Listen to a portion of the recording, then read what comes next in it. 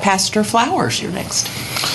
Well, thank you for giving me an opportunity to speak to you today on this subject. I'm going to break this talk up into two halves. First, to tell you a brief story about what happened in San Antonio relative to the ordinance that was passed in our city. And then I want to tell you about a conversation that I had with a 9-year-old Hispanic female in a Bible study last night, whose name is Haley.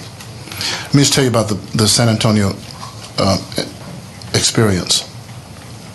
We learned that this bill was coming to the city of San Antonio, and in most cases, it comes unbeknownst to the broader voting public. And the ordinances are not written at the municipal level. They're written by the Human Rights Campaign and strategically farmed out to cities around the country that captures about 80% of the population. You can look about 60 cities in America, and about 80% of the population is in those 60 cities. The ordinances come with a name that is its first line of defense. In the city of San Antonio, the name of the ordinance was the Non-Discrimination Ordinance. So immediately, if you go against the Non-Discrimination Ordinance, you are poking into probably one of the sorest wounds in the American fabric, which has to do with racism and discrimination. So the name of the ordinance became its first line of defense. We had to press past that once we found out what was happening in our city. The city council heard from nearly 2,000 people in our city, asking them, pleading with them in many cases, not to pass this ordinance. It was passed 8-3. The city council had already made up its mind with respect to what it was going to do about the ordinance, and the voices of the citizens meant virtually nothing to them. The one city council member that seemed to be moved by the concerns of her constituency voted against the ordinance. She now serves as our mayor through some series of events that I won't have an opportunity in this time that I have to tell you. Once I saw that happening, my question was, why ignore nearly 2,000 voices and side with somewhere around 300? It seems to me that would be a slam dunk case.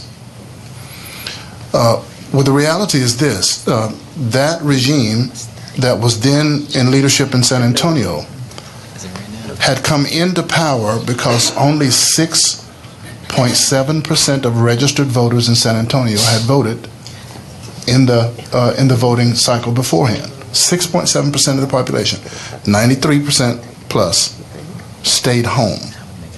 And we served ourselves through our own passivity. We served ourselves with a regime that was far removed from what the general sentiment of the voting population in San Antonio was. And I say this really for the advantage of the people who are listening, that if we want to address matters like this on the front end, it will be because we take enough time to go to the polls and make sure that we select the kind of leadership as servant leaders in our cities that reflect the idea and the morals of the voting population. So what happened is that one council person that stood up became our mayor because 33,000 new votes came forward to put her in the office because she stood with the voting population, and she honored our city, and she honored the morals that existed within our city. I have just a few minutes to tell you about Haley last night. I was here yesterday, went back to lead a Bible study, and Haley, a Hispanic female, 9th grade, is in that class, and she was telling me that she had a conversation with her teacher around this issue. She said that her teacher explained to her, a biology teacher, 9th grade, she said her teacher explained to her that sex is determined by biology. Gender, however, is that spectrum between male and female. I'd never heard that before in my life. I'd never heard anyone even try to differentiate between gender and sexual biology. And here's a 9th grade Hispanic female trying to figure her world out. And she's being told that gender is not determined by your biology. It's determined by your brain. So your brain can actually tell you that you're something different than your physical biology tells you you are. It struck me that Abraham Lincoln said that the philosophy in the classroom in one generation will be the philosophy of government in the next. So if we are permitting such, dare I say, foolishness to be passed off as education in a classroom, and then that being adopted into the forming of a young mind who herself has not yet decided about life. And we know that's a process. Many of us are 50 plus and we still haven't decided about life. But here we are now dealing with that kind of thing that is happening in the classroom. I'm glad to say that I've heard in the 2 days that I have been up here, legislators like yourselves who are willing to establish again a set of parameters that align with common sense. It is not all that difficult to determine the difference between a male and a female. We have not been confused about this in 6,000 years of human history. And yet now in these latter times, we seem to be splitting hairs over sex and gender. The fact that you're doing what you're doing is a testament. And it makes me proud as a Texan. I'm kind of the bridge between these two guys. I was born and raised in North Carolina for the first 18 years of my life, so I was glad to hear the Lieutenant Governor said what he said about my home state with the Tar Heels. But I got to Texas as quick as I could, compliments to the United States Air Force, where I served for 12 years. So I want to close this by saying, I think for people like Haley, 9th grade girl, she said she and a friend talked to her biology teacher for more than 2 hours after school on this subject. She's trying to settle. She's trying to get her own moral fabric together. And she's taking that kind of information from a teacher whom she feels is an intellectual superior to her parents.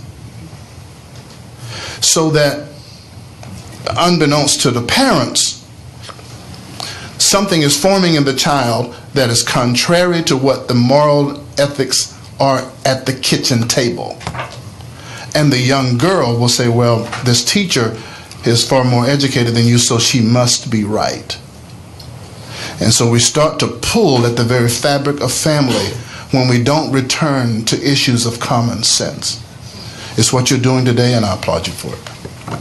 Thank you very much. Thank you for being here. Senator Schwartner.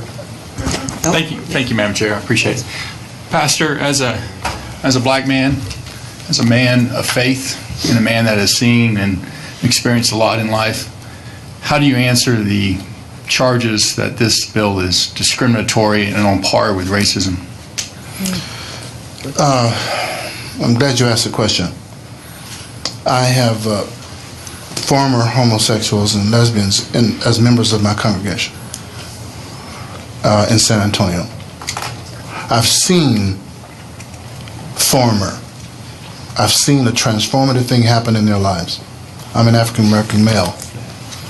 I've never met a former black person. Maybe Michael Jackson, but beyond that effort, I've never met a former black person. There are certain things that are immutables.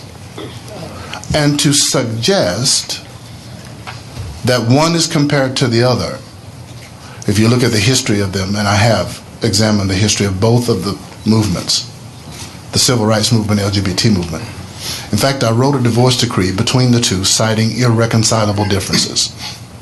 The differences are so sharp that one is not to be compared to the other.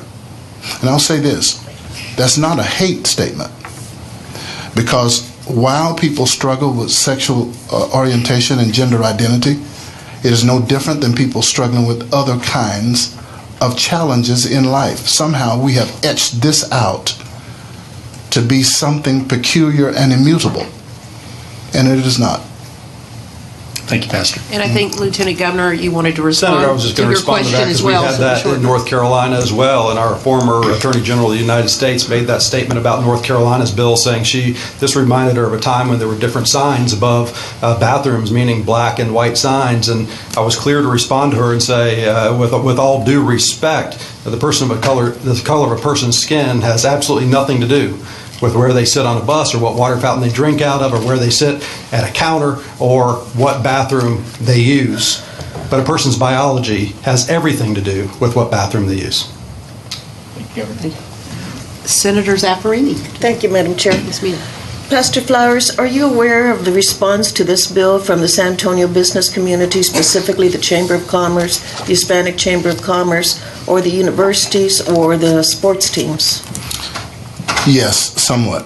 I'm aware that there is an official here in Austin who is using scare tactics with business associations around the country, around the state, to tell the same narrative that they've told in North Carolina, that would devastate business and that will be awful for business. So I'm aware of that. Okay, good. What about the sports teams and the universities?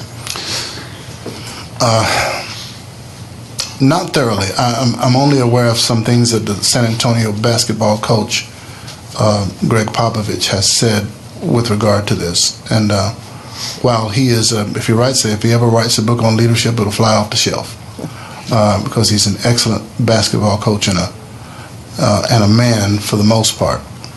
But his tongue does get loose sometimes, as you all probably have seen. And he seems to err on the side of this SB6 not being necessary passing. I can't say that definitively, only based on what I've heard him say. Thank you, sir. Thank you, Madam Chair. All right. Thank you very much to this panel. Thanks for your participation.